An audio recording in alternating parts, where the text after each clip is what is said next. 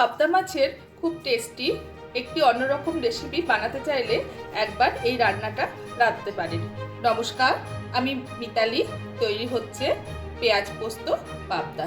মাছে নুন, তেল, হলুদ মাখিয়ে নিলাম।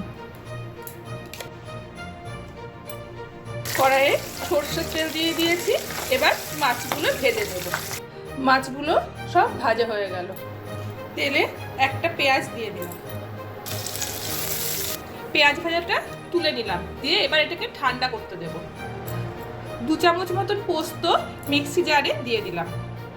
2 কোয়া রসুন, অনেকটা ধনে পাতা, ছোট 2টো টমেটো দিয়ে দিয়েছি, 2টো কাঁচা লঙ্কা আর পেঁয়াজ ভাজা এটা দিয়ে দেবো।